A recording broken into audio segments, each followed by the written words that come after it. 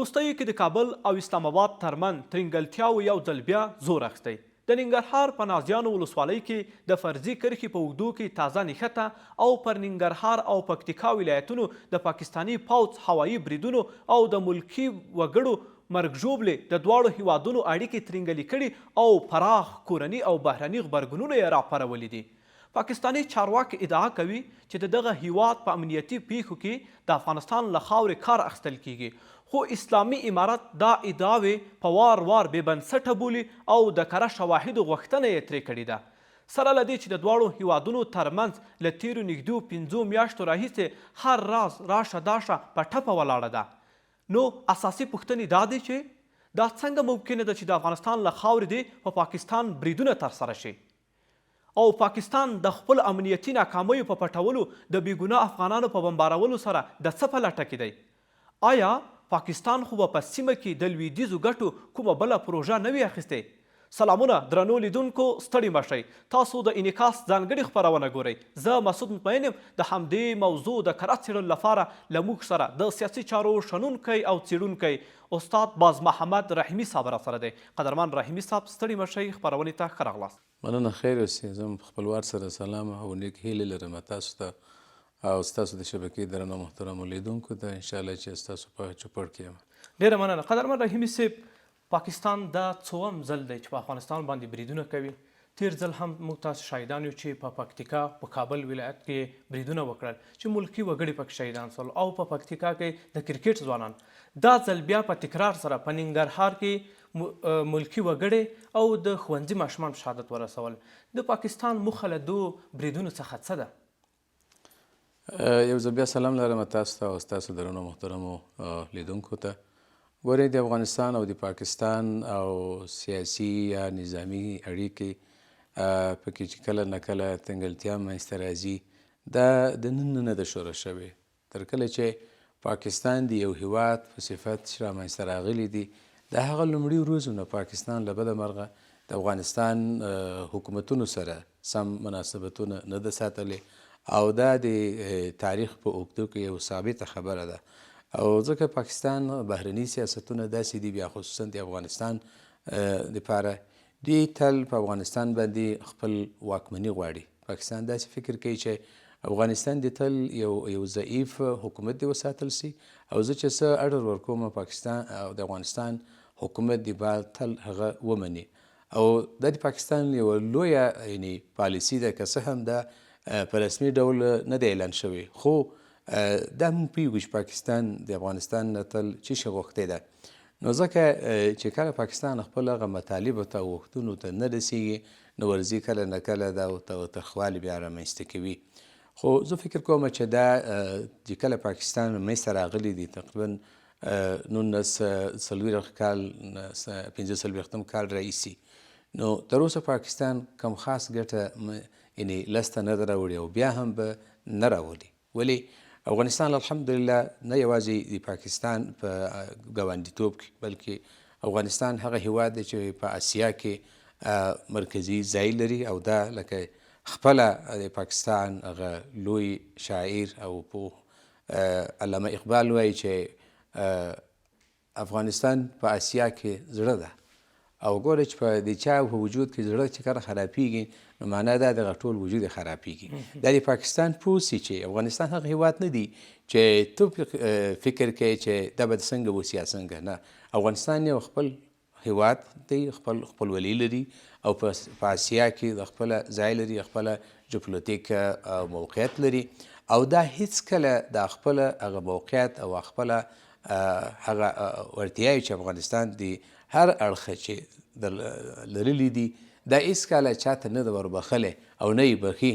که څوک پکې شک لري، نو یو ځل د افغانستان تاریخ دی په دقیقه توګه او په ژوره توګه دی ولولئ چې افغانستان خپل د خاورې، خپل د استقلالیت د دفاع دپاره د نړۍ ستر قوتونو په وړاندې درېدلی دی او بیا هم درېږي. پاکستان فکر کوم داسې یو هیواد نه دی چې افغانان ترې وویرېږي یا حد اقل تشویش ولري چې څنګه کیږي.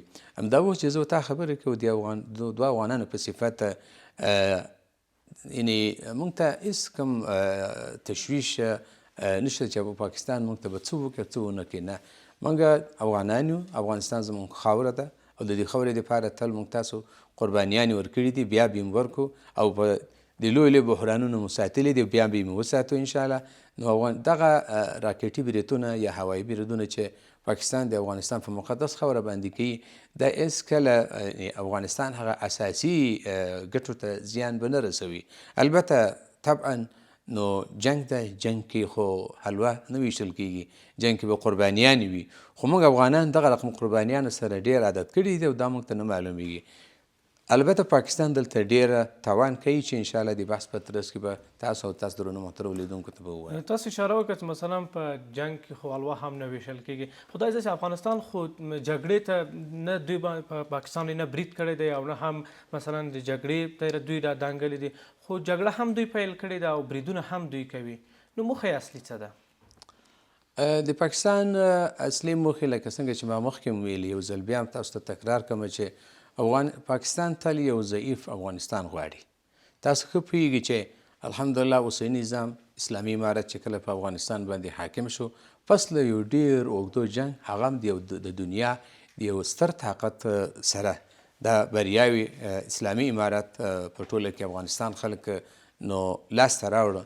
نو دا یو اندېښنه ده پاکستان ته چې ګوري چې دا کوم قوي حکومت چې په افغانستان کې راغلی دی او دوی ډیری مشران او مشرتابه هغه اسلامي او مذهبي مشران دي چې دوی تل خپل هغه اسلامي ارزښتونه د نسبت هر شي ته مخکې بولي. دا نو پاکستان ته چې تل د بهرنیانو په ملاتړ جوړ شوي دي او خاص کر د انګلیسانو په ملاتړ جوړ شوي دي، فکر کوم د پاکستان د بهرني سیاستو په وړاندې نو دغه رقم سیاست چې یو همسایه ملک لري، پاکستانیان فکر کوي چې دی یو غټ خنډ ده. خو زه د افغان په صفت او د یو مسلمان په صفت پاکستانیانو ته دغه وایم چې دا کوم خیال او تصورات چې تاسو کوئ دا نو لکه داسې دی چې سړی په اوبه کې یا په یخو کې یو شی ولیکي، بنیاد نه لري، اساس نه لري. نو زما غوښتنه او زما وړاندیز پاکستانیانو ته، خصوصا د پاکستان هغه نظامیانو ته دغه دی چې ستاسو دغه حملې، ستاسو دغه چلند او ناوړه چلند د افغانستان خلکو په وړاندې دا نو بغیر له دې چې د پاکستان زیان پایله ولري نور شی نه لري. پاکستان هر ځل ادعا کوي چې د افغانستان له خاورې څخه ترهګر راځي، خو مولانا فضل الله رحمن د جمعیت د علمای اسلام د ګوند مشر بیا وایي چې له افغانستان څخه یو انار نشي راتېرېدلی. نو ترهګر بیا څنګه راځي؟ دا ادعا په کوم اساس باندې دوی کوي؟ زه فکر کوم چې په دې اواخرو کې چې پاکستان کوم دریځ د افغانستان په وړاندې غوره کړي دي، دا یعنې د پاکستان ډیری ګوندو او احزابو او حتی خلکو ته د منلو وړ نه دي. البته پاکستان ISI یا د پاکستان نظامیان چې د افغانستان په وړاندې چې په اواخرو کې د کوم چلن وکړه، دا د پاکستان د خلکو یعنې غوښتنه نه و. البته د پاکستان خاص کړي چې هغه ISI ده او نظامي برخې دي چې د دې کړنه د افغانستان په وړاندې دا و چې د حتی یعنې لامل د دې سو چې په افغانستان باندې بمبارونه وکړي. ولې زه پوهېږم، زه خپله مې یو څه وخت پاکستان کې پاته شوی یم او پاکستان خلک او د پاکستان مختلفو ګوندونو د اصلي اهدافو موخو پالیسیونه زه ښه پوهېږم چې د مولانا فضل الرحمن د جمعیت علمای اسلام پاکستان مشر پاته شوی ده او دا تل غوښتی ده چې رښتیا هم چې افغانستان سره د دې دپاره چې موږ ډېر مشترکات لرو، دوه اسلامي هیواد یو او ژبه مو سره تر ډېره پورې یو ده، فرهنګ یو ده، په ډېره هغه سیمه ییز تریخوالي کې سره یو ځای موږ تاسو سره یعنې کړېدلي دي او ستونزې مې دغه کړي دي، لیدلي دي. نو ځکه د پاکستان جمعیت علمای اسلام مشر مولانا فضل الرحمن پوهېږي چې که د پاکستان نظامي یا خصوصا د ISI دا کومه پالیسي چې د افغانستان په وړاندې که ډېر پرمختګ وکړي، دا خو په نتیجه کې او په پایله کې پاکستان ته به تاوان وي. ولې دوی یعنې هغه فکري مشترکات چې د افغانستان اسلامي امارت سره لري یا د افغانستان اسلامي امارت مشرانو سره لري، نو دوی پوهېږي چې دی خپل د هیواد دپاره نو هر شی نه تېرېږي، ولې خپل تمامیت ارزي، خپل خپلواکي هېڅکله نو چا سره نه معامله کوي. نو ځکه دوی راولاړېږي او حقیقتونه بیانوي. که څه هم د پاکستان نظامیانو هغه ناوړه پالیسي چې ځان ته غوره کړې ده نو دوی پوهېږي چې دا نه یوازې چې مولانا فضل الرحمن یا کله که مولانا فضل الرحمن دغه نور پاکستان مشرانو ته معلوم دي، نړۍ ته معلومیږي او سیمې ته معلومیږي چې پاکستان دا کومه پالیسي چې د افغانستان په وړاندې غوره کړې ده دا اصلا په هیڅ قاموس او په هیڅ فرهنګ کې جوړ نه راځي، نه په اسلامي نه په سیمه ییز او منطقوي، حتی د نړیوالو په کنونسیونونو او هغه بین المللي میثاقونو چې طرحه شوې ده د جوړ نه راځي. نو ځکه دوی غواړي چې په دغه رقم سره یو ډول نه یو ډول خپل اړیکې د افغانستان خلکو سره د افغانستان حکومت او مشرانو سره نو تر حتی الامکانو پورې ښې وساتي.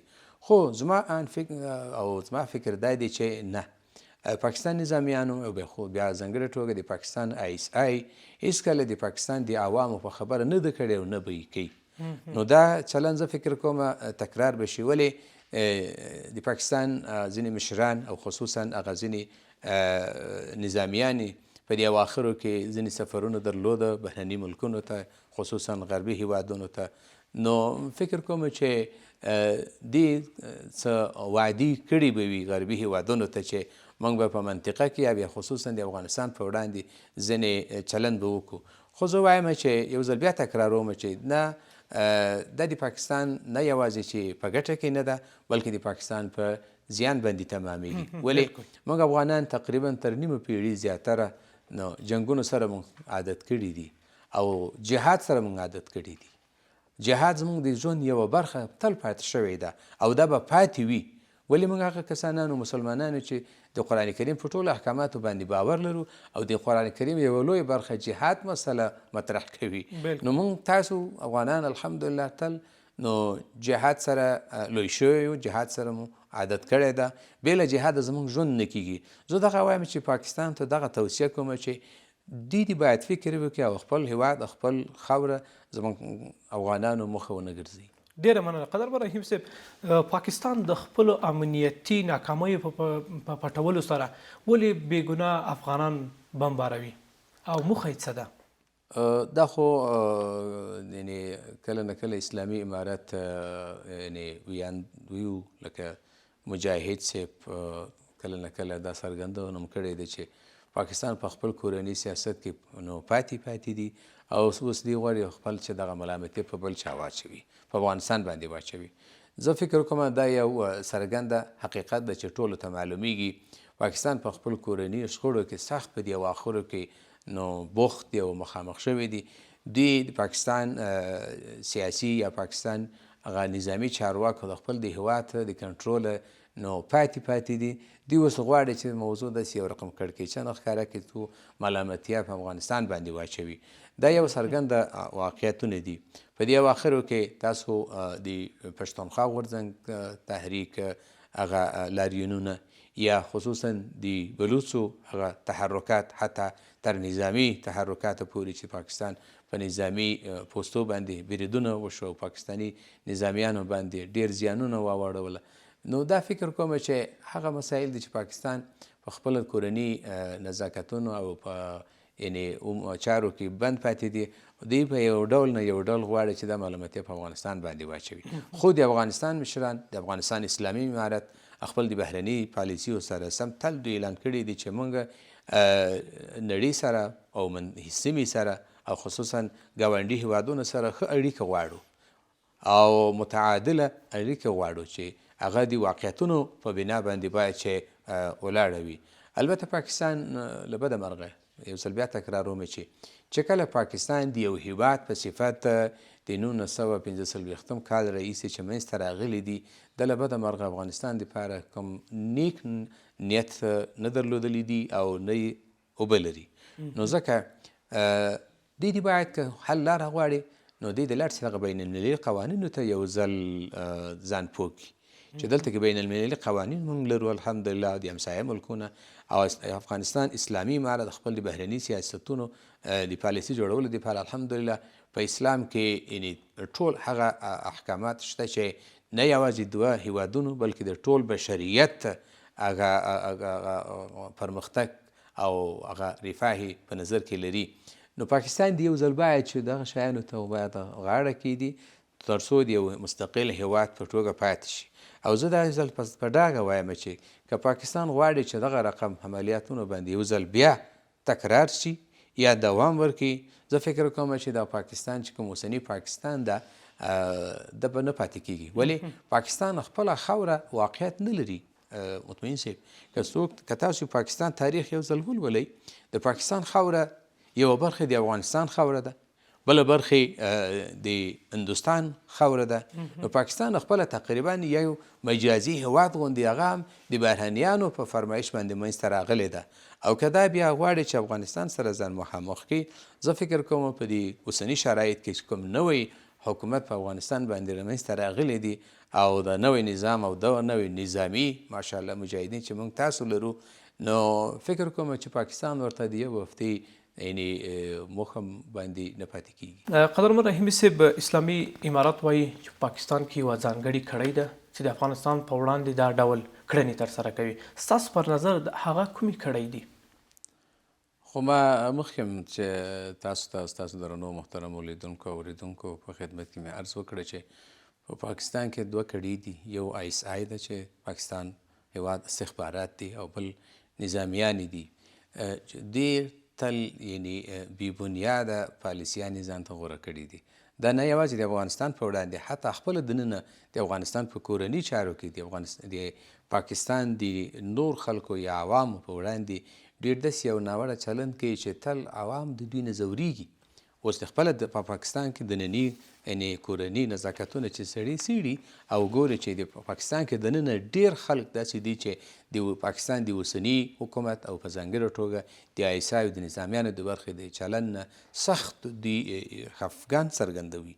ولې چې دوی پوهېږي چې والا دا نه یوازې د افغانستان بلکې حتی د پاکستان د عوامو او د خلکو خلاف کار دی چې کوي. اوس په دې اواخرو کې یعنې هغه پښتونخوا غورځنګ یا بلوڅو، همدارنګه دننه په پاکستان کې جمعیت العلماء اسلام یا جماعت اسلامي پاکستان، همدارنګه د خپله دننه په پاکستان کې دغه ځینې مذهبي ګوندونه چې منځته راغلي دي، دوی ټول د دغه پالیسیانو مخالفت کوي او یعنې مخالف پاتې شوي دي. ولې؟ ځکه چې دوی یعنې نظامي یا استخباراتي تصمیمونه نه نیسي چې دا امکان نه لري چې بریالي شي. ولې؟ که دوی موافقه کیږي او که بریالي کیږي، په دې معنا دا ده چې یعنې باید چې په پاکستان کې پښتونخواوې دې نه وي، بلوڅ دې نه وي، یا ځینې اسلامي او مذهبي ګوندونه دې نه وي، حتی په څنګ کې په افغانستان د یو مستقل هیواد په صفت دې نه وي. دا هیڅکله امکان نه لري. نو ځکه عوام درېږي، د دغه پالیسیانو مخالفت څرګندونه کوي. زه فکر کوم یوازینی لامل دغه دی چې د پاکستان هغه نظامي ستر چارواکو په دې اواخرو کې ځینې سفرونه چې غربي هیوادونو ته درلوده او خصوصا امریکې ته، فکر کوم چې د هغو سره دغه به لرلي ځینې یعنې خبرې اترې به کړي چې وعدې به هغو سره کړي چې زه په سیمه کې دا شیان تطبیقوم. نو دغه دپاره دوی غواړي که څه هم پوهېږي چې په دې باندې بریالی کېږم نه، خو شاید د دې په هیله به کړي چې د غرب نه حد اقل خپل هغه وعده کړي یا وعده شوي امتیازونه ونیسي. بالکل. د دغه ډول جنایتونو په وړاندې نړیوالې ټولنې په ځانګړي ډول د بشري حقونو او د بنسټونو او ملګرو ملتونو مسؤلیت څه دی؟ او ولې د پاکستان اوسني واکمنان بې ګناه افغانان شهادت رسوي؟ آیا افغانان بشر نه دی؟ زه خو د یو مسلمان په صفت تل د نړیوال بشري حقوقو سازمان باندې مې ډېر نیوکې درلودې، نیوکې کړې دي او بیا یې کومه. ولې دا یو تش په نامه یو بنسټ دی چې د دې په واسطه غواړي چې په اسلامي هیوادونو باندې خپل غولکې یا استعمار لاسته راوړي. ولې په واقعي معنا سره چې باید چې د بشر حقوق نړیوال سازمان چې باید هر بشري یعنی خیانتونو ته او باید چې رسیدګي کړې وي نه ده کړې. په دې ګورئ فلسطین حالات، غزه حالات وګورئ، همدارنګه په دې 20 کلني اواخر کې په افغانستان کې نو څونه د بشري یعنی حقوقو واقعا تیری په افغانستان کې شوي دي یا په دې اواخرو کې د پاکستان په حملې چې ګوره ټول دلته ماشومان یتیمان او یا د ښوونځو یعنې زده کوونکي یا سپین ږیرو چې دا ټول په اسلام کې واقعا د دې وینه او د دې ځان او مال خوندي پاتې سوی ده نو دې موخه ګرځېږي او نړیوال بشري حقوق ورو دا ځان یې غلی نیولې ده. زه فکر کوم چې دا یوه لویه خیانت ده چې نړیوال بشري حقوق سازمان نو کوي. نو زه امیدواره یم چې یو ځل بیا دې یعنې په سمه توګه هغه د انساني او بشري کوم حقونه چې دي مسلمانانو ته چې باید دوی قایل سي چې څه په افغانستان کې ده که څه په فلسطین کې ده که په غزه کې ده که په نور اسلامي هیوادونو کې چې دي دې ټول یعنې کړیو یا سازمانونو تر شا زه فکر کوم چې د نړۍ غټ لاسونه پرته دي چې یو ډول نه یو ډول غواړي چې یعنې ابزاري یا د وسلې په صفت وکاروي. خو زه فکر کوم چې دا باید چې دا رقم که چلند دوی دوام کوي نو په آخر کې مسلمانان به ځان ته یو دریځ غوره کوي. بالکل. قهرمان رحیمي صاحب که په دې اړه وایي د پاکستان د سیاسي پالیسۍ څرخ یا شټرینګ د چا په لاس کې دی؟ دا خو ټول ته معلومیږي چې ایسای په لاس کې دي او ایسای د غربیانو او امریکا خصوصا امریکایي حکومت سره دینو ځان ته پالیسي غوره کوي ولو هغه که د خپله د پاکستان د عوام یا د خلکو یا د سیمې یا د ګاونډي ملکونو په زیان کې وي. ما درته وویلې چې پاکستان تل یو ګوډاګي هیواد پاتې شوی ده او پاتې کیږي به. خو خبرې مې ورته دغه دی چې نو که خپل کورني چارو کې هر څه کوي خپله د پاکستان د حکومت مسؤلیت دی. خو د افغانستان په اړه باندې دوی ته وایم یو ځل بیا په ډاګه دوی ته وایم چې نو افغانستان سره نو تاسو ځانونه مه مخامخ کوئ. ولې افغانستان هغه هیواد دی چې د یو پیړي په اوږدو کې درې ستر نړیوال طاقتونه مات کړي دي. تاسو خو ورته هیڅ شی نیستی. یقین کوئ که دا اوس هم امیر المؤمنین حفظه الله یعنې ډېر له حکمته کار اخلي. که امیر المؤمنین صاحب یو ځل بیا فرمان ورکړي د افغانستان نظامي او استخباراتي مسؤلینو ته نو فکر کوئ چې د پاکستان یعنې خاوره تر ډېره حده پورې په یو هفته کې دننه د پاکستان د حکومت د ولکو نه به راوتلې. خو زه د پاکستان ته بیا ځل بیا توصیه کوم چې نو د دغه نیک فرصت ته باید ځان دپاره نو مثبته ګټه پورته کړه. ځان د افغانستان زمریان سره مه مخامخ کوه.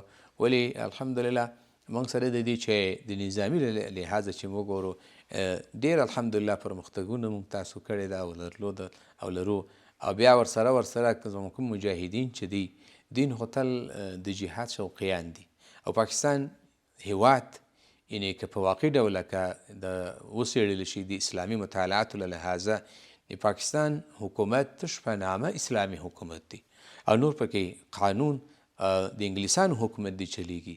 د پاکستان د یو اسلامي هیواد په صفت تر اوسه د الله تعالی یو حکم یې نه ده پلی کړی. نو دا به څنګه دا تش په نامه اسلامي حکومت دی. نو که دا یو ځل دا پاکستان که نور دغه ناوړه چلند د افغانستان ولس سره کوي زه فکر کوم چې یعنې د نړیوال اسلامي سازمانونه او د نړیوال هغه اسلامي سازمانونو کانفرانس او په افغانستان کې علما په سیمه کې دي منطقه کې به علما به جیګ شي او د پاکستان په وړاندې به خپل دریځ غوره کړي. ډېره مننه قهرمان رحیمي صاحب. د وروستۍ پوښتنې په حیث که وایي ځکه د پروګرام وروستۍ شیبې دي دفاع وزارت ویل چې دغو بریدونو به مناسب وخت کې ځواب ورکړي. ستاسو په نظر دفاع وزارت به د ځواب څه وي د پاکستان په وړاندې؟ الحمدلله د افغانستان اسلامي امارت په هره برخه کې الحمدلله خپل هغه ستر پیاوړتیا ته رسېدلې ده او بیا په نظامي برخه کې په دې اواخرو کې نو تاسو په جریان کې چې اسلامي امارت د امیر المؤمنین حفظه الله د فرمان سره سم نظامي برخو کې ډېر پانګه اچونه کړې ده او ډېر سرمایه گذاري کړي دي. الحمدلله تاسو د نظامي په ډګر کې ډېر پرمختګونه لرلي دي.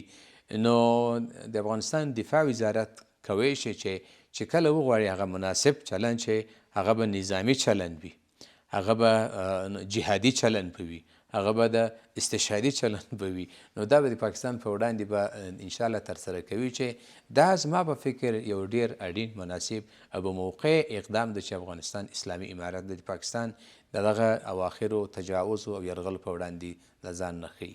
ډېره مننه قدرمن رحیمي صاحب چې په خپرونې کې مو ګډون راسره وکړ او بلنه ومنله. درنو لیدونکو ستاسو له ملتیا څخه هم نړۍ مننه. ته بلې پروګرام چې ستاسو په چوپړ کې حاضرېږو تاسو په لوی رب سپارو. تر بیا ښې چارې الله مو مل شه.